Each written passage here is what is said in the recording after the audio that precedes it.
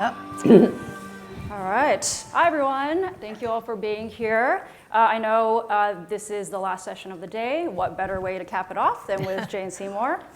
So, of course, you may know her as Bond Girl Solitaire or as the pioneering Dr. Quinn. She's currently starring in the TV series Harry Wild, which has been picked up for a 5th season. Congratulations.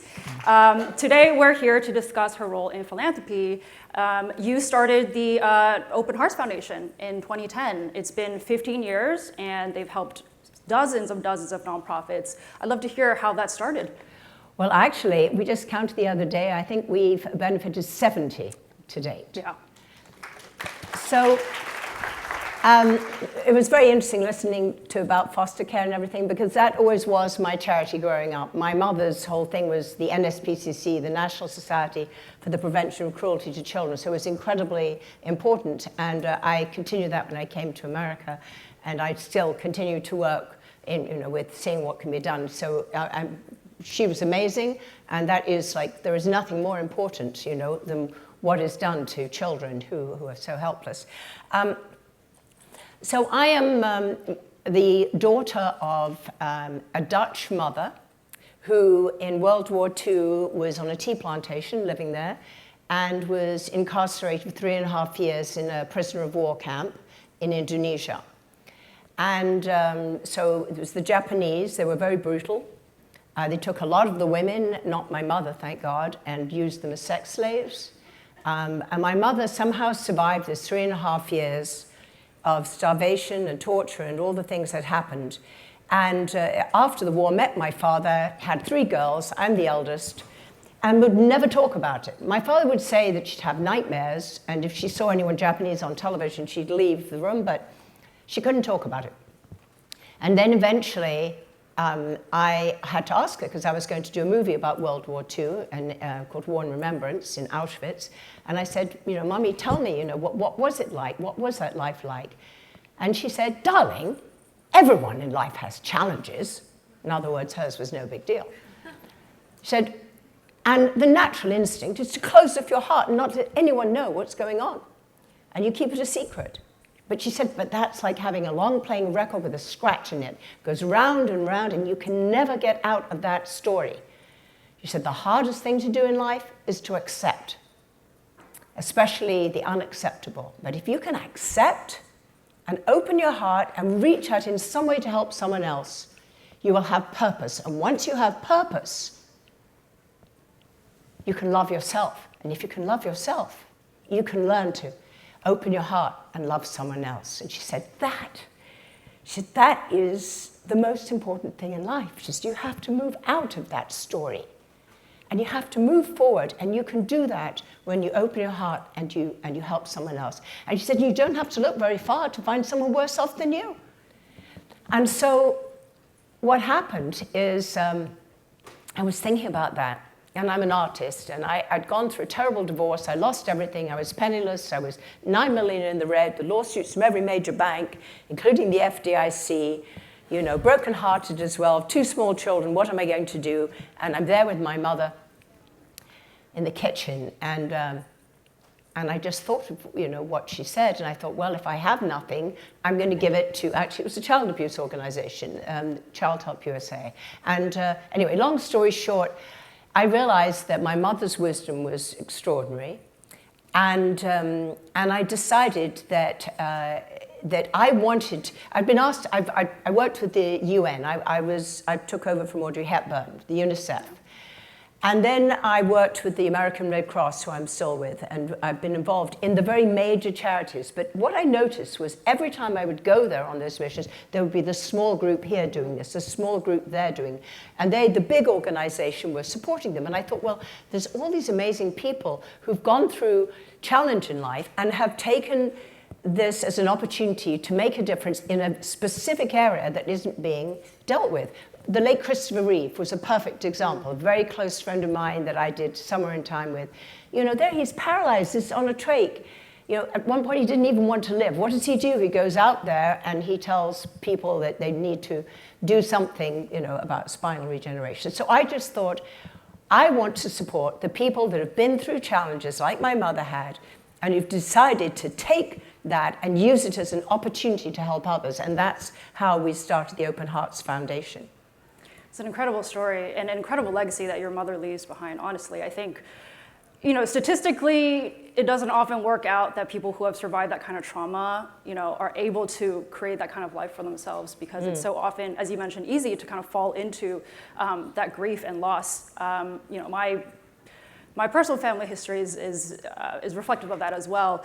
But obviously, you chose a different path, and it's become something very fruitful.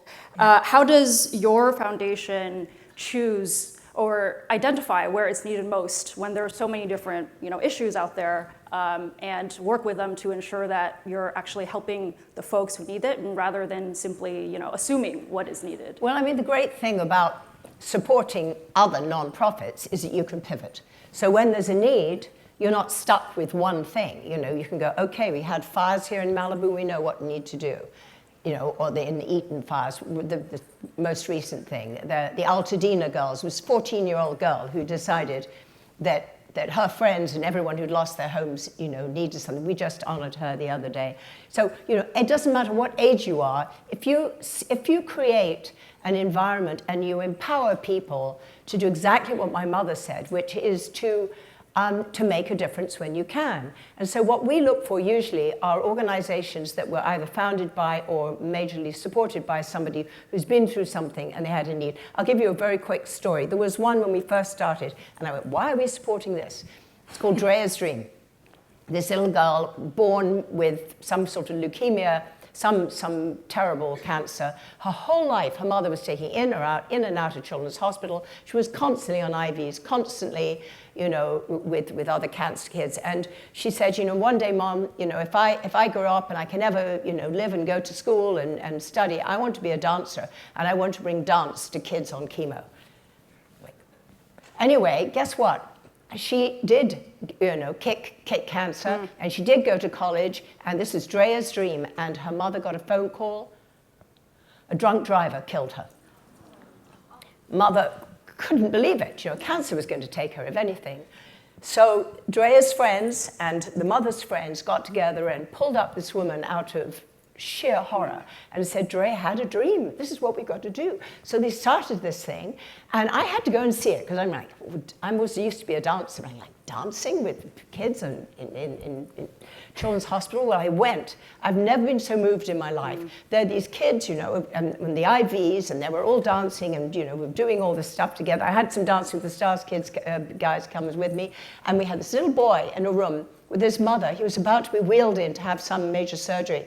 And the kids like this, and the mothers like this, and they couldn't communicate at all. And the teacher came and said, do you want to do some dancing? And we went. And then she came back, she started doing this, and then the boy went, and then the mother went, and then they started laughing, and then they did this, and they did that, and then they're laughing, and they're communicating, and they took the kid in. And the mother turned to us, and she said, if I never see him again, he was laughing. He was happy. You made that happen. And I just thought, that's why we do these things.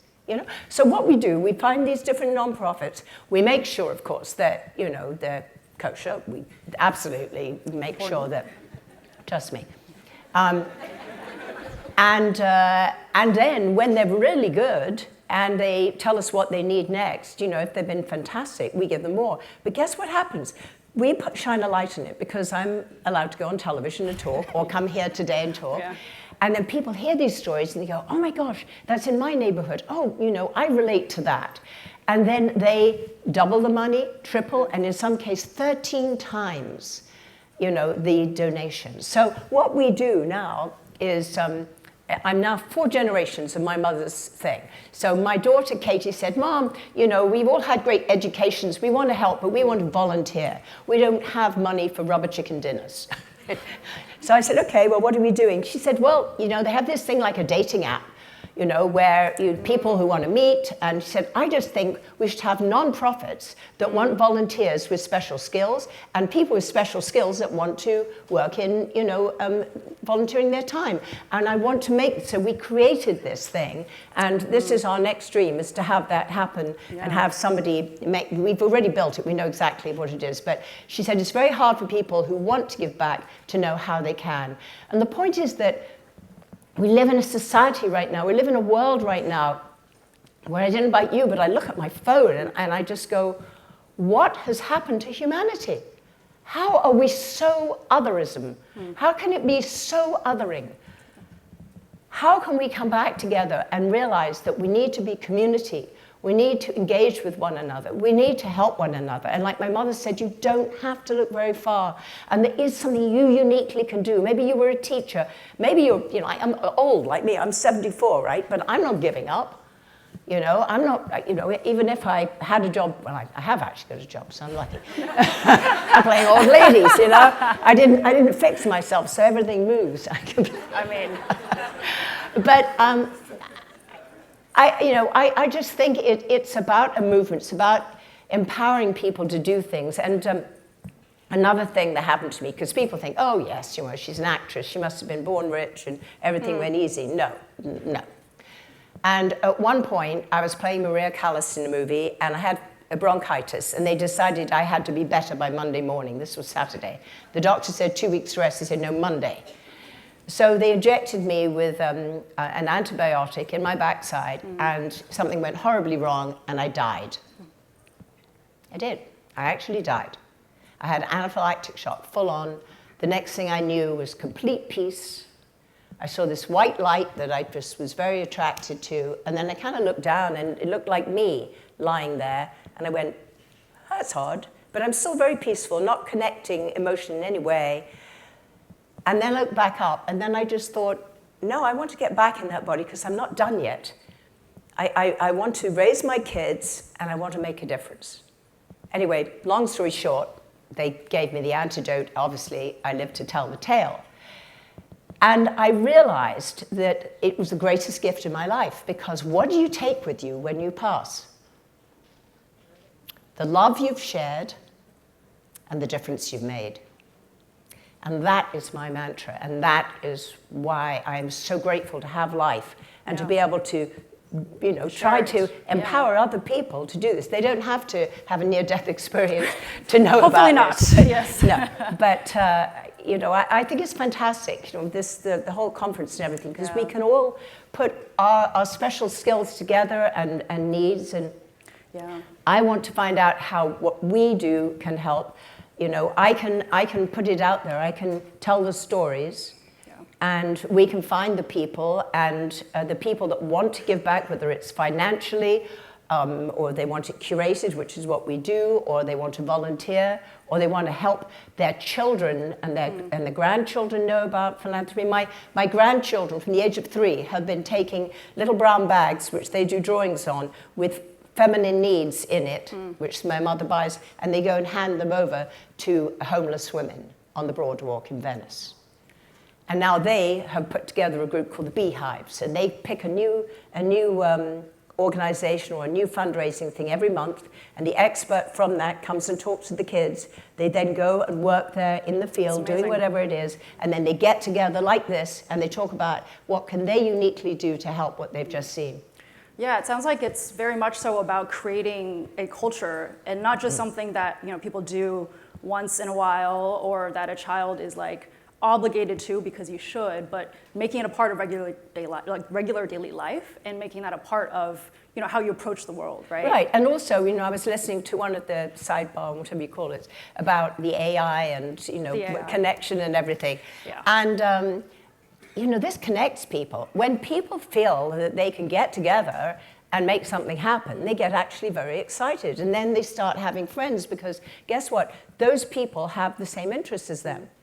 And like, if you are actually looking for a partner, the chances of you finding someone you'd actually want to live with are probably much higher if you are, volunteering together So basically, in something that you both care about. To find your future partner. Yes. Yeah. My mother used to say, join a tennis club. I think you join a volunteer group. It sounds like that app that your daughter is talking about might be one way to do that. So yeah, absolutely. Keep that on the eye I think absolutely that would be a really great way of doing it, because you take it off the computer where the AI can help you, right. And then you actually get into the human connection of what was it like, what was that experience like, and then of course you can write your little review and just say, hey, this was cool.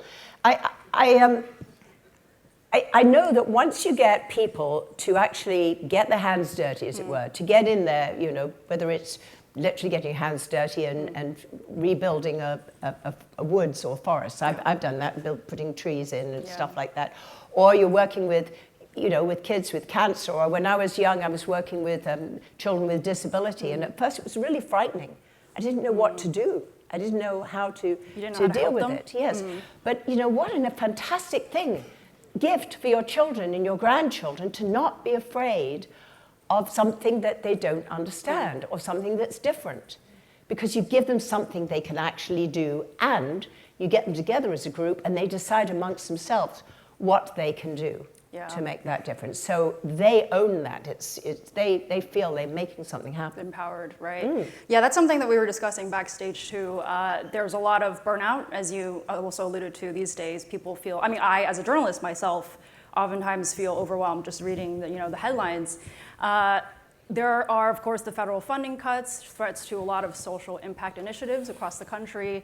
There's a lot going on in this space, and I think a lot of people feel, like they want to tap out, right? I think it's a very understandable response.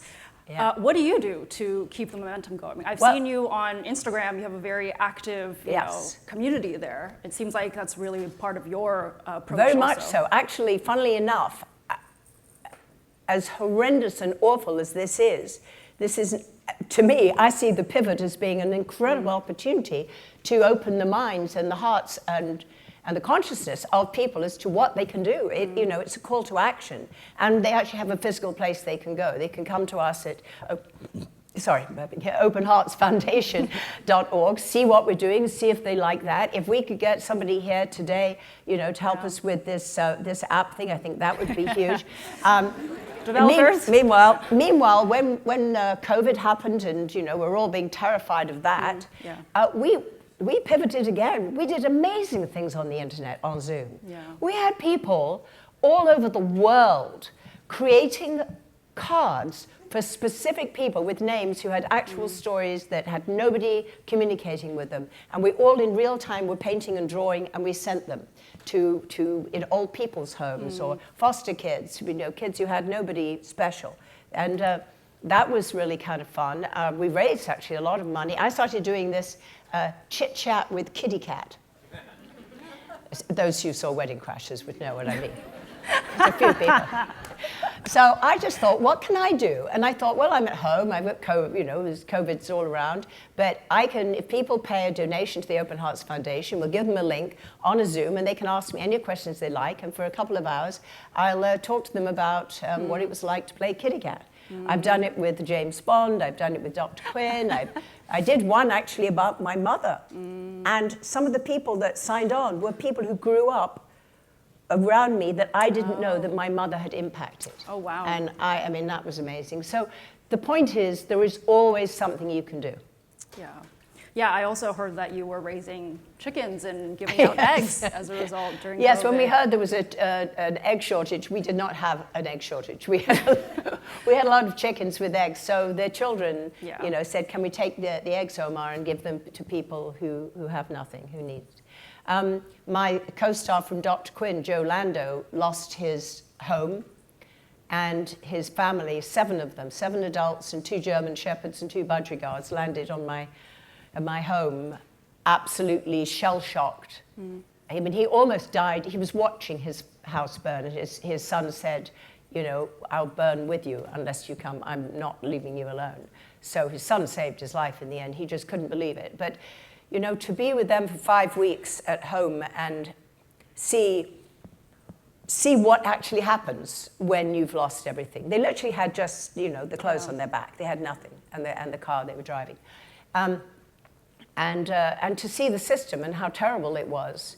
You know, FEMA wouldn't help them because somebody done a GoFundMe. And, you know, people were incredibly, you know, I mean, donated clothes like you can't imagine, but they had nowhere to put them. Right. And they didn't know if they were going to be able to find a place. So they would then, you know, sort them and give them to people they knew that they could give things to. But it's very interesting to see what people do when there is a crisis. And in our community in Los Angeles, you know, people have been unbelievable. Yeah. And I think it opens people's eyes. They suddenly go, wow, I was actually able to help. And they got excited about it. Right. It's like you're doing the things that are within your control, right? When everything else seems out of control. When it seems out of control, there's something you can do. Yeah. And I think that's really, you know, what we have to do right now. And I think people want that. They just want to know how. So it's the how and the message is really important. And the more that, you know, the more supporters we have Open Hearts Foundation, the more nonprofits we can work with. We have an incredible board. I mean, unbelievable people who really work. I mean, my ED is here, Sarah, wearing a red dress. She's over here somewhere. There she is, waving. And she can give you the nitty-gritty on everything, but we even have, we call them the underboard. They don't have to come to the board meetings. There are advisory boards, so all these people that have great ideas, and they come to us and they'll tell us about this organization. We do things all over the country. Right, right. And we'd love to do things everywhere. Yeah, that's a call to action if ever I've heard one to everyone out in the crowd. Well, we're out of time, unfortunately. I honestly could go on forever with this conversation, but thank you so much, Jane, for being here and for all the work that you do. Thank you. Thank you.